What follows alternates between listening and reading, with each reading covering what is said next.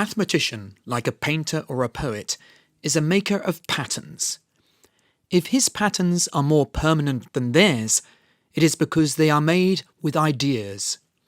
A painter makes patterns with shapes and colours, a poet with words. A mathematician, on the other hand, has no material to work with but ideas. And so his patterns are likely to last longer, since ideas wear less with time than words. The mathematician's patterns, like the painter's or the poet's, must be beautiful. The ideas, like the colours or the words, must fit together in a harmonious way. Beauty is the first test. There is no permanent place in the world for ugly mathematics. It may be very hard to define mathematical beauty, but that is just as true of beauty of any kind.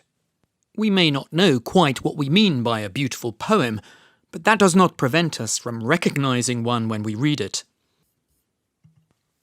That was an extract from G.H. Hardy's beautiful essay, A Mathematician's Apology, first published in 1940. I thought this would be an appropriate choice for my contribution to New College Reads to you for a couple of reasons. Firstly, although Hardy was a Cambridge man, he held the civilian chair in geometry in New College from 1919 until his return to Cambridge in 1931, and it was during his time in New College that he wrote his first draft of his apology.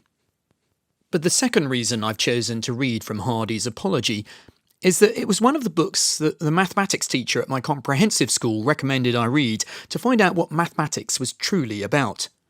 I'm actually reading from the copy I bought in Blackwell's that weekend when we came up to Oxford to get the books my teacher had recommended. I credit this book with my dream to become a mathematician.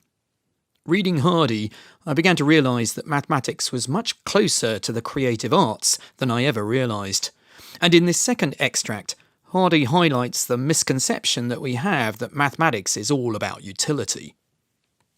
It is undeniable that a great deal of elementary mathematics, and I use the word elementary in the sense in which professional mathematicians use it, in which it includes, for example, a fair working knowledge of the differential and integral calculus, has considerable practical utility. These parts of mathematics are, on the whole, rather dull. They're just the parts which have the least aesthetic value. The real mathematics of the real mathematicians, the mathematics of Fermat and Euler, and Gauss and Abel and Riemann, is almost wholly useless. And this is as true of applied as of pure mathematics. It is not possible to justify the life of any genuine professional mathematician on the ground of the utility of his work. Hardy might be quite surprised to find today that his beloved prime numbers are now at the heart of the codes that protect our credit cards as they fly across the internet. As part of his apology, he's keen to show the reader some of this real mathematics. He includes two proofs to illustrate the beauty of mathematics he alludes to. There is the proof that there are infinitely many prime numbers, together with the proof that the square root of 2 is an irrational number, not a fraction. It was reading these proofs that made me want to create my own mathematical stories. Although this is a book that I love and that I credit for my choice to become a mathematician, there are also parts I hate. I'm going to conclude with the opening of the apology. It is this section that I believe has scared off anyone wanting to share our mathematical stories beyond the seminar rooms of the Mathematical Institute. It is a melancholy experience for a professional mathematician to find himself writing about mathematics.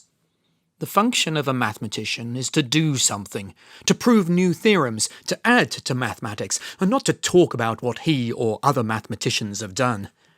Statesmen despise publicists, painters despise art critics, and physiologists, physicists, or mathematicians have usually similar feelings. There is no scorn more profound, or on the whole more justifiable, than that of the men who make for the men who explain. Exposition, criticism, appreciation is work for second-rate minds. If then I find myself writing not mathematics, but about mathematics, it is a confession of weakness, for which I may rightly be scorned or pitied by younger and more vigorous mathematicians. I write about mathematics because, like any other mathematician who has passed 60, I have no longer the freshness of mind, the energy, or the patience to carry on effectively with my proper job. Ultimately, I believe that Hardy's apology is a counterexample to his belief that you can't combine being a great mathematician with communicating its beauty to the public.